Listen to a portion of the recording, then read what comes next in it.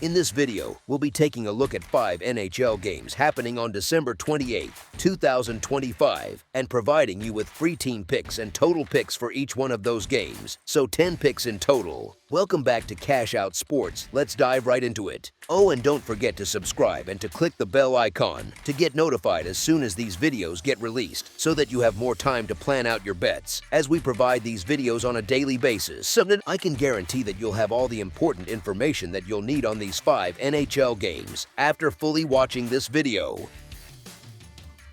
One more thing before we start. If you would like to gain access to our best exclusive sports picks to take your journey to the next level, then check out our Patreon in the link down below, where we offer our best single picks, parlay picks, and much more. Now let's get started. New York Islanders versus Columbus Blue Jackets. You've got the Islanders rolling into Columbus like the team that just came off a hard couch and still somehow looks sharper than the guy who had a mini vacation. New York sits at 21-13-4, working near the top of the Metro, while Columbus is parked at 15-15-6 and hanging around the bottom of the same division, even though their record looks pretty middle of the road at first glance. It is that classic contrast. The team already locked into this counts hockey facing a group that still feels like it is figuring out what it wants to be night to night. Honestly, the rhythm edge alone feels real here. The Islanders are on an 8-3-1 heater in December and just threw a 2-0 blanket over the Rangers, which is not exactly an easy team to mute, and they did it behind another calm, low panic start from David Rittich. He has stepped into the crease with Ilya Sorokin on injured reserve, and even though Sorokin is the star name, the current run from Rittich is the kind of thing that settles a whole bench, coaches included. You can almost feel the group thinking, if we get to 2 or 3, that might be enough, and that kind of shared belief is weirdly powerful over a long road swing. Up front, the picture is simple but steady. Bo Horvat is back from that lower body issue and pacing the Islanders with 31 points on 19 goals and 12 helpers, while Matthew Barzal is doing his usual everything runs through me routine as the main playmaker. They are not some wild track meet offense. They are sitting around 2.79 goals for per game and roughly 2.63 against, which reads more like a balanced spreadsheet than a fireworks show, but that sort of profile pairs nicely with a penalty kill hovering near the top 10 and a defensive structure that has finally stopped gifting rush chances for fun. You can think of them as the guy in a pickup game who never does anything flashy but somehow wins every time you look up at the scoreboard. Columbus, on the other hand, feels like a team living on mood swings. They are allowing about 3.44 goals per game, bottom tier in the league in raw goals against, with a penalty kill that has been stuck under 75% and bleeding at bad moments. A big chunk of their recent success has come from a red-hot power play that has basically had to carry them just to keep them near break-even. That sounds nice when it works, but leaning that hard on special teams is like relying on buzzer beaters for all your wins. It is entertaining, but it is not stable. Now, toss in the market angle, because that always spices things up. Columbus is still being priced as a slight home favorite in the -140 range, with New York hovering around +120 on the money line, which feels generous to a Blue Jackets team that carries a negative goal differential and, even with that shiny post-break 3-1 win in Los Angeles, has essentially stumbled through its last stretch of games. They have not played since December 22nd, and everyone who has ever sweated a ticket knows that kind of layoff can bring either fresh legs or heavy heads. Sometimes that first period looks like a pregame skate where half the roster is still mentally on the couch. Meanwhile, the Islanders have stayed in a tight loop, grinding out playoff-style wins over both the Devils and Rangers, and their coaching staff clearly likes leaning into the defend first, live with the result idea when they go on the road. Here's the big hinge point that puts real weight on one side. For Columbus, their best skater, Zach Werenski, who also happens to be their leading scorer and the brain of that power play, is dealing with a lower body issue and is officially doubtful for this matchup, with multiple outlets flagging him as unlikely to dress. Pull that piece out of their lineup and suddenly zone exits get messier, breakouts are slower, and that suddenly lethal power play loses its main quarterback. Yes, Mason Marchment has brought real juice as a new pickup. Adam Fantilli looks every bit like the real deal, and that 3-1 win over the Kings was one of their cleaner defensive showings, but even there they needed 3 power play goals and a full reset coming out of the break to get it done. On the Islanders' side, the story is almost the opposite vibe. They have been grinding results the old-fashioned way, even with Sorokin unavailable and with Kyle Palmieri and Alexander Romanov having missed long stretches, framed as out for the season in the context of this analysis. The depth has been asked to carry more responsibility, and instead of falling apart, the whole thing has held together around that defense-first identity. You get a lot of next man up, just do your job, energy from this group, and that tends to travel pretty well into rinks like Nationwide Arena, where the home crowd has not exactly been treated to fortress-level dominance this season. So when you peel off the logos and the recent flash of Columbus's power play and just look at who is more reliable shift to shift, it points toward the team that is already living in that bank. The points, get on the plane, repeat rhythm, especially catching a rustier opponent with its best defenseman banged up. As our first pick for this matchup, the New York Islanders money line is our full game side pick. The Islanders come in with that blend we talked about, roughly 2.79 goals scored and 2.63 allowed on average, which screams solid defense, controlled offense more than it screams get your popcorn. They have run up that 8-3-1 December largely by winning games where they score 3 or fewer over and over, including a stretch where that has been the norm rather than the exception. Their formula is not fancy, but it is stubborn. They keep games in a narrow band, trust their goalie, and live with 2-1 or 3-2 type nights as their comfort zone. Riddick just turned away everything the Rangers threw at him in a 2-0 win, and the recent trend has been him allowing very little over his last handful of starts. On the other side, Jet Greaves is coming off that tidy 3-1 win in Los Angeles where he handled his workload calmly and, for the season, is sitting in that very capable range around a 2.69 goals against average with a save percentage a bit over 900.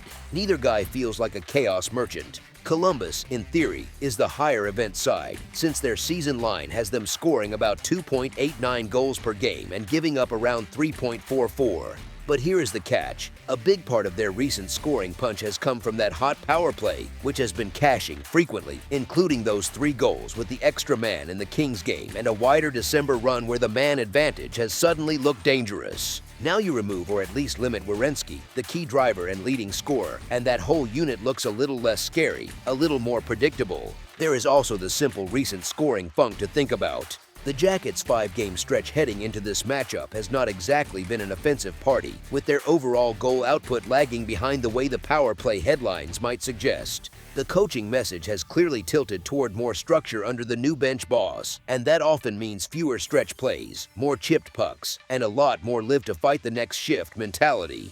That kind of mindset tends to drag totals down, especially when you combine it with a roster that is missing its main offensive defenseman. From the Islanders' angle, this is pretty much the dream shape if you like a lower total. Their power play has been underwhelming for most of the season, somewhere in the mid-teens by percentage, but their penalty kill has quietly done solid work.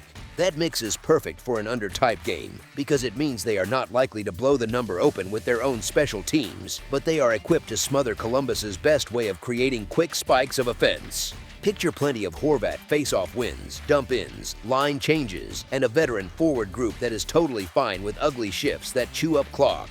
So if you put it all together, you get something that looks more like a grind than a sprint. 2 goalies in good form, one team that struggles to finish consistently at 5-on-5, another that seems almost allergic to turning games into track meets, plus a key offensive piece for Columbus either out or limited.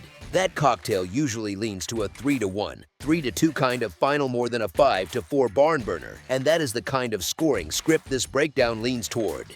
As our second pick for this matchup, under 5.5 goals on the projected total is our full game total pick.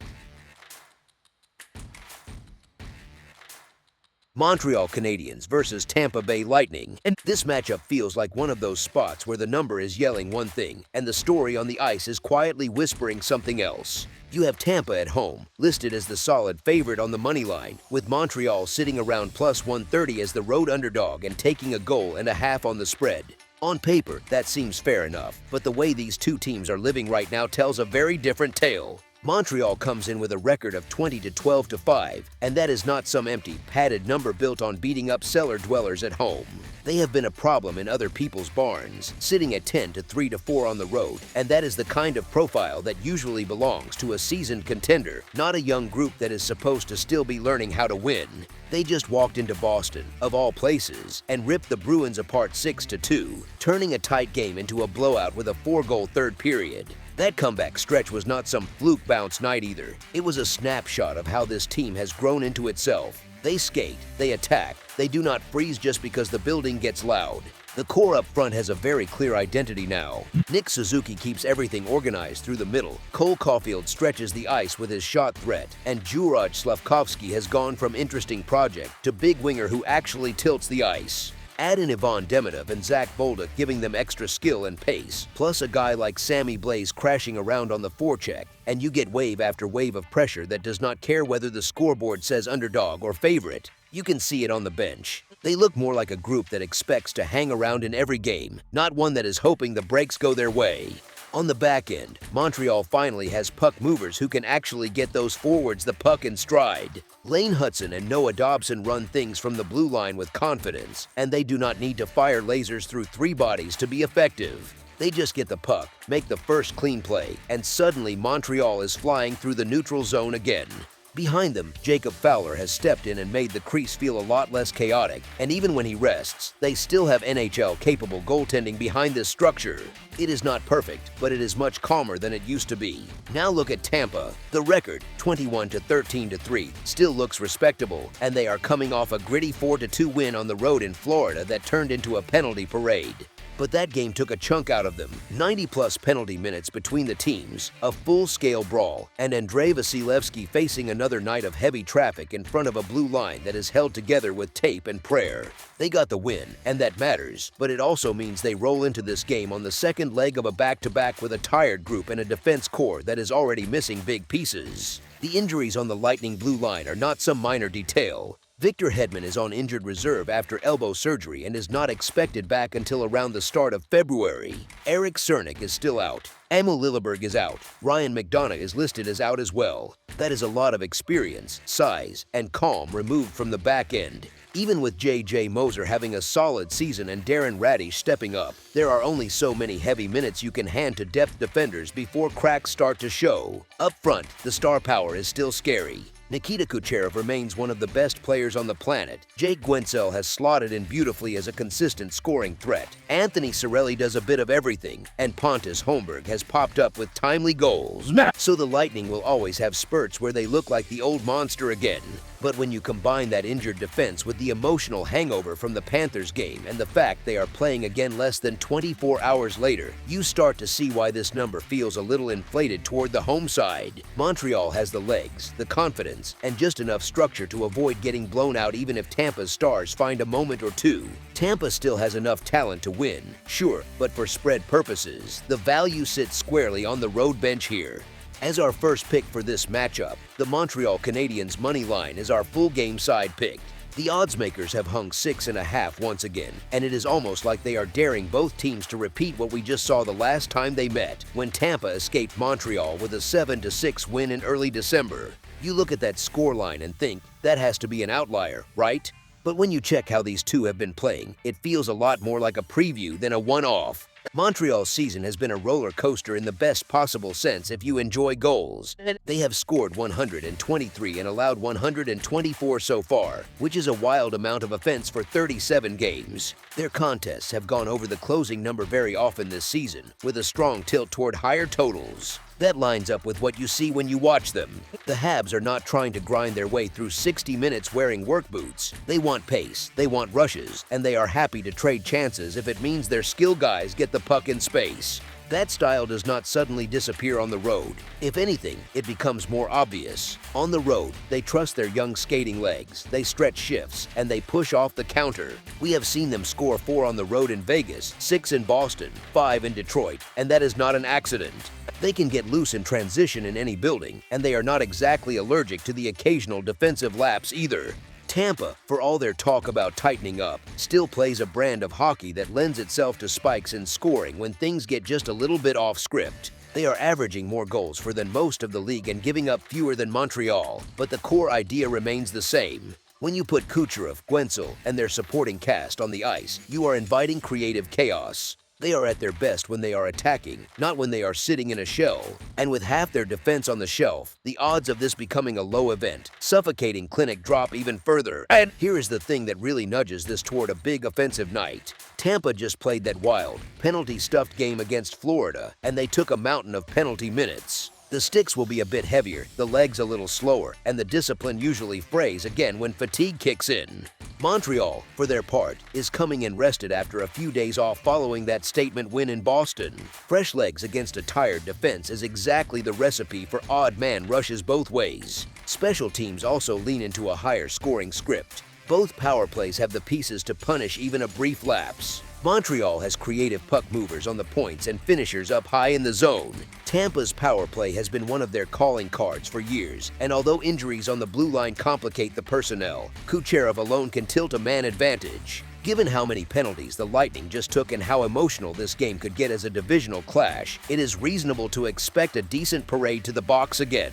Goaltending adds another fun wrinkle. Vasilevsky is still capable of stealing a night, but he is coming off a very busy outing, facing the Panthers and dealing with all that chaos in the crease. If the coaching staff turns to Jonas Johansson instead, you are looking at a capable backup facing a Montreal team that thrives on speed and layered passing. On the other side, Montreal's crease is in a good place long-term with Fowler emerging and the veteran options behind him, but they are still leaning on a young goalie who is learning in real time. There is talent there, but there are also rebounds, aggressive reads, and the odd overplay that can turn into tap-ins for a team as opportunistic as Tampa. Put all of that together, you get a rested, high-event road team, and at-home favorite that is missing key defenders and coming off an emotional win, and two power plays that can turn whistles into fireworks. It is hard to script that combination and not expect goals stacked up on both sides of the scoreboard. As our second pick for this matchup, over the projected total is our full game total pick. Toronto Maple Leafs versus Detroit Red Wings. This meeting in Detroit feels like two teams staring at very different mirrors. On one side, you have a Red Wings group that has quietly grown into something sturdy at the top of the Atlantic, stacking points with a structure that finally matches their talent.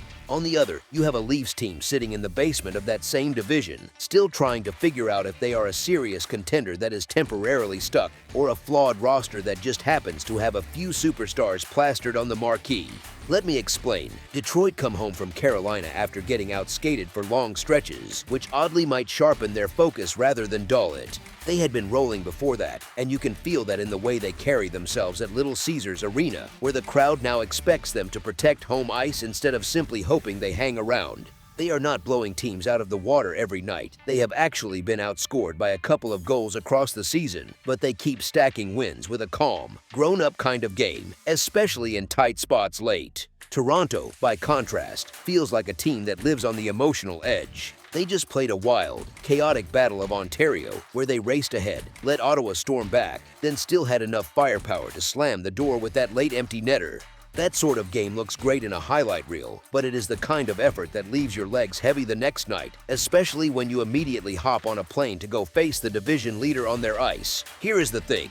The Leafs' biggest problem right now is not talent, it is reliability. They have leaned on their stars for years, and you can still see the top-end quality in flashes, but the middle of the roster and the team defense have been like a flickering light, bright one shift, dim the next. That shows up in late-game wobbles, like giving up multiple pushes from Ottawa when the game looked settled, and it shows up in a divisional table where they are staring up at everyone else. Detroit, meanwhile, do not feel like a smoke and mirrors story. Their power play is running at around a quarter of its chances, firmly in the league's top tier, which fits the eye test when you watch how comfortable they look snapping the puck around in the offensive zone.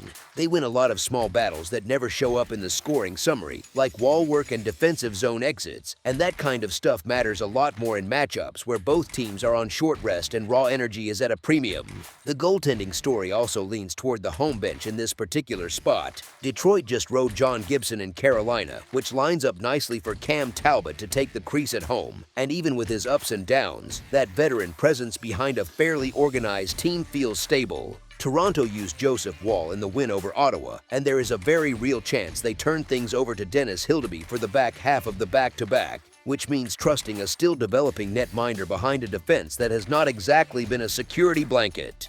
There is also the mental side, which you can almost feel through the box scores. Detroit look like a group that believes this season is theirs to push back into the playoff conversation in a big way, with a coach who has hammered home structure and a leadership core that finally has enough support around it. Toronto feel more like a team fighting both the opponent and the noise around them, with a fan base and media market that treat every wobble as a referendum on the entire project. Layer on top of that the uncertainty around William Nylander after he left that Ottawa game with a lower body issue, and even if he does dress, you have to wonder what percentage you are getting and how that nudges the risk profile for backing the roadside in this particular spot. When you put all of this into one bucket, you have a rested home building, a division leader that has been collecting points with a serious approach, a visitor on the second half of a chaotic back-to-back, and some very real question marks about health and consistency on the Toronto side. In a tight price range, with the game state likely to reward the more stable, structured group rather than the more volatile one, the argument leans in a pretty clear direction, even before you look at how Detroit already handled this matchup twice back in October. As our first pick for this matchup, the Detroit Red Wings money line is our full game side pick. Both teams arrived from games that were anything but sleepy. Detroit were run over for stretches in Carolina, gave up 5, and still showed enough push to put a couple on the board and threatened to claw back late. Toronto's win over Ottawa was pure roller coaster material, a 5-2 lead that turned into a nail-biter, with goals flying in from all over the lineup and very little in the way of quiet, controlled defense at either end. When you see that kind of chaos on both sides of a back-to-back, it usually means the legs are going to be a step slow and the reads a half-second late the following night, which is rarely good news for the goalies. Here is the thing, Detroit's offensive setup is built to punish small mistakes, not just big blunders. Their power play is efficient, near the top of the league, and it looks repeatable rather than lucky because it is based on quick decisions, good spacing, and shooters who do not need a lot of time to turn a loose puck into a dangerous chance. In a fatigue spot, those little breakdowns in coverage happen more often, and every extra stick wave or late rotation becomes a lane for a one-timer or a seam pass. Toronto, for all their warts, still bring plenty of offensive teeth. Even in a year where their power play has sagged badly compared to what you would expect from this roster, they just put up 7 on a division rival and have shown that when the puck starts to bounce their way, they can pile on in a hurry. They do not need a perfect man advantage to contribute to a high-scoring script. They just need a few broken plays, some second chances around the net, and a bit of that familiar shot volume from their top forwards. The goaltending situation also nudges this matchup toward a more open scoreboard. Detroit are likely turning to Talbot after Gibson started in Carolina, and while Talbot has had good moments, his numbers sit in that middle ground where you would never call him a liability, but you also would not label him a pure game stealer behind a tired team. On the other side, if Toronto does roll with Hildeby for this one, you are talking about a goalie who has shown promise but is still building his sample size at this level, facing a confident home power play and a crowd that tends to swell whenever Detroit smells blood in the offensive zone. There is also the stylistic clash to think about. Detroit, under this coaching staff, are not playing fire wagon hockey every night, but they are perfectly comfortable in a game with momentum swings, and their recent schedule is full of contests that drift into that 3-2, 4-3 territory. Toronto, meanwhile, have struggled to keep things tidy inside their own blue line, and their best path to winning most nights still involves outscoring their own defensive issues rather than locking a game down and sitting on a slim lead. When you mix all of that together, you get a recipe that leans toward a game with swings, special teams chances, and plenty of dangerous looks at both ends. Two tired teams, one elite power play, one desperate offense that just rediscovered some rhythm, and a pair of goaltending setups that do not exactly scream low-event chess match is the sort of cocktail that very often spills past the posted number rather than crawling under it quietly. As our second pick for this matchup, over the projected total is our full game total pick.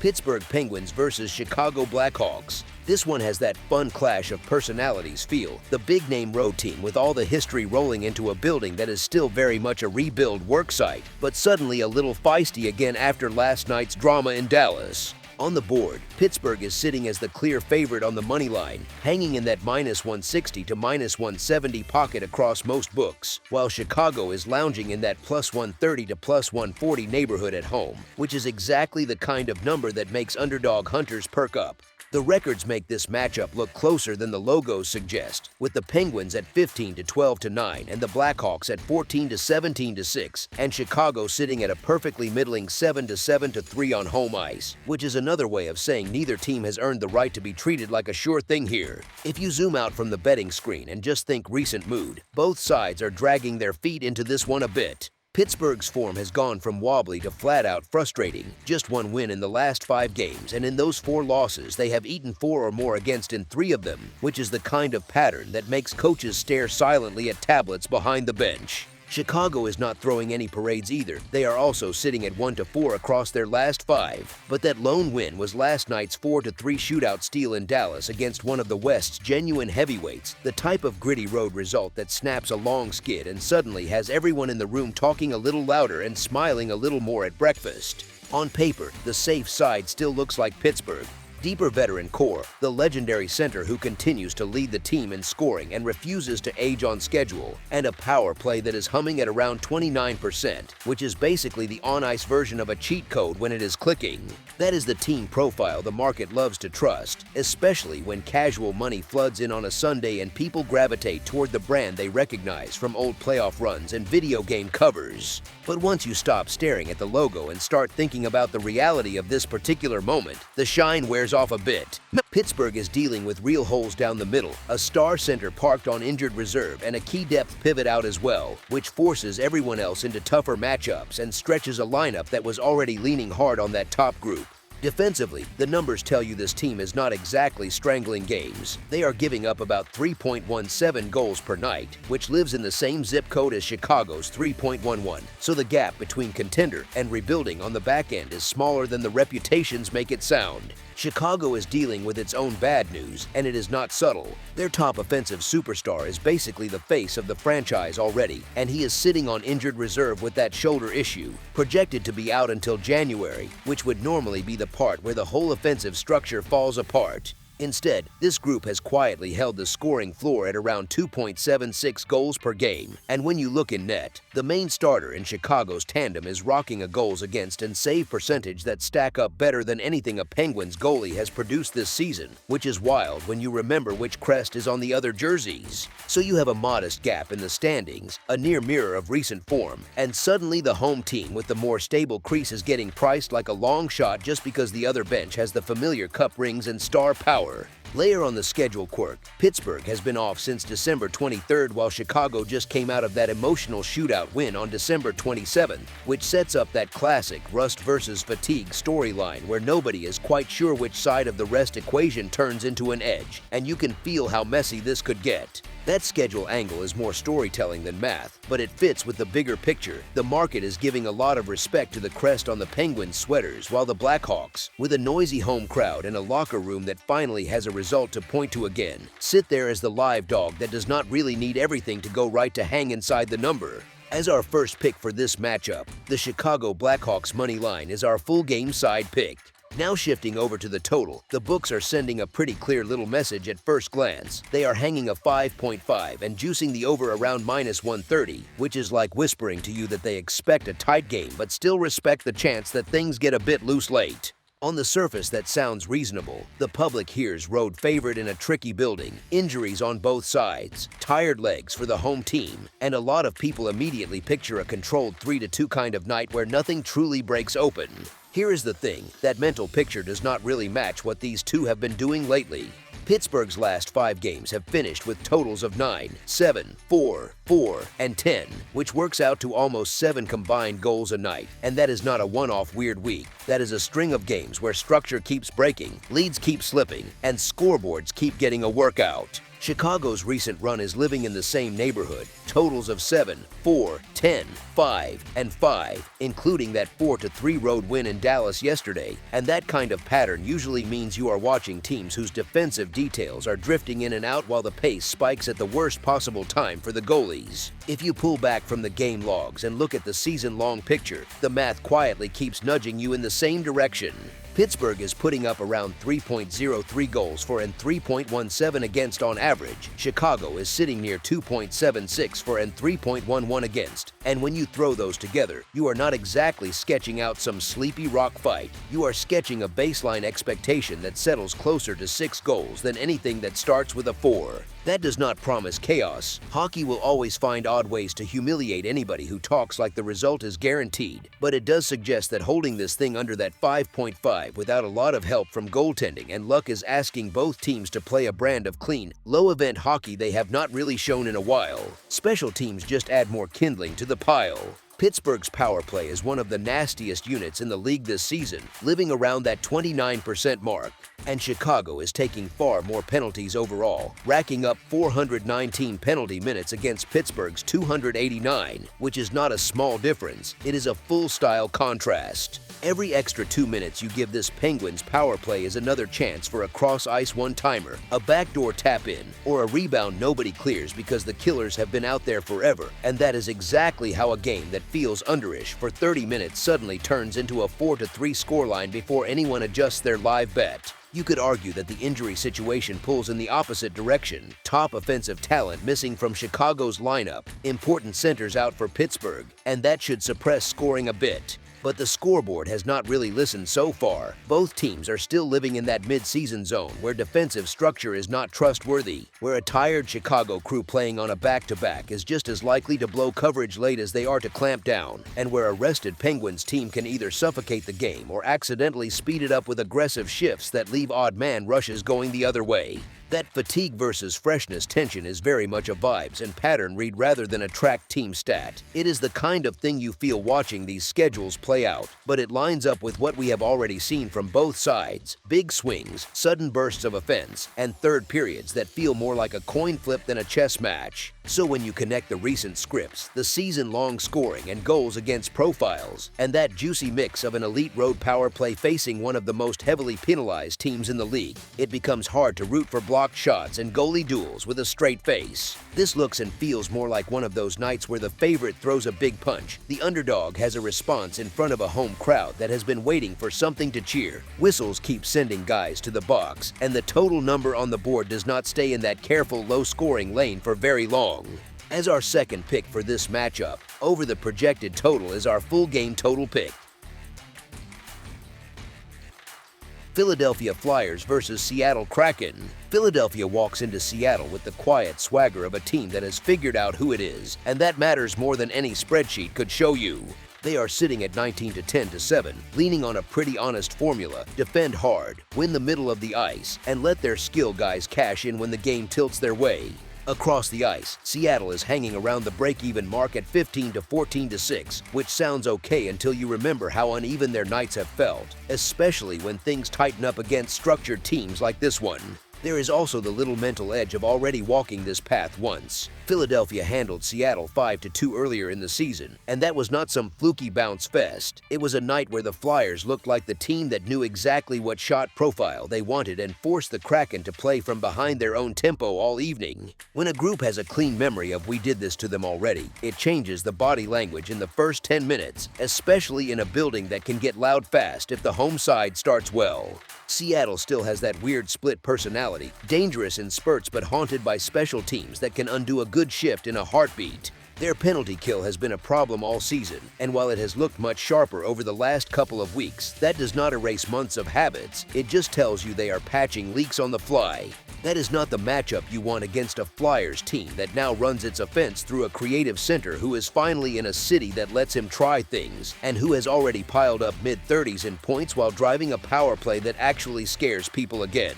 Add a young sniper on the wing who already has 20 points, plus a captain and a leading winger both living in that "we are not flashy, we are just good every night" zone, and you get a roster that is annoyingly comfortable in low event, one-goal games on the road. Honestly, this is one of those spots where the records only tell half the story. Philadelphia plays like a team that trusts its structure, even when it is not perfect, while Seattle feels more like a team chasing the version of itself it thought it would be in October. When you pair that with the Flyers already proving they can drag this exact opponent into their kind of game, the short road favorite label makes more emotional sense than it might at first glance on a betting screen. As our first pick for this matchup, the Philadelphia Flyers moneyline is our full game side pick. Philadelphia is not some run-and-gun outfit. Their goals for and goals against numbers sit in that sweet spot where you can tell they are happy to win 3-2, and they have the goaltending and defensive buy-in to make that script repeatable. Seattle, on the other hand, has been stuck in that awkward place where they give up more than they score over the long run,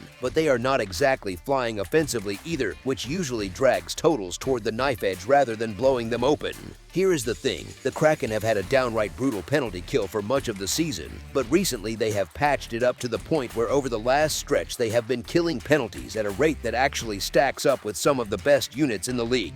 That kind of turnaround usually comes from simplifying, tighter boxes, shorter clears, and a lot of just get it out hockey, and that kind of mentality tends to spill over into 5-on-5 too. Fewer risky pinches, more conservative gaps, less trading chances. If you are looking at a total, that is exactly the energy you want to see when the number sits in that classic mid-range. One team leaning into structure, the other leaning into survival. Philadelphia can score. They clearly have enough high-end skill to pop a multi-goal period when things unravel, but their profile this year is closer to efficient than chaotic, especially against teams that are already in damage control mode defensively. Seattle's recent run has not been about wild shootouts either. Their games have often been decided by which side blinks late rather than some firewagon trading of 4-goal bursts. You mix in the travel, the timing on the schedule, and the natural tendency for both benches to shorten things up against a conference opponent they might see again in a very similar script, and the path to a lower scoring, whistle-heavy grind feels much more believable than a wide-open festival. So while it is always tempting to root for goals and chaos, this matchup looks far more like one of those games where you glance up at the scoreboard late in the second and go, wow, it is still 2-1. As our second pick for this matchup, under the projected total is our full game total pick. That's all for now, so if you have any other games you would like reviewed, then leave a comment down below with the game you would like analyzed, subscribe to our channel, leave a like on this video, and we'll get to it as soon as we possibly can. We would also love to hear your opinion on the picks presented to you in this video, whether you agree or disagree with them, so leave a comment down below and do let us know.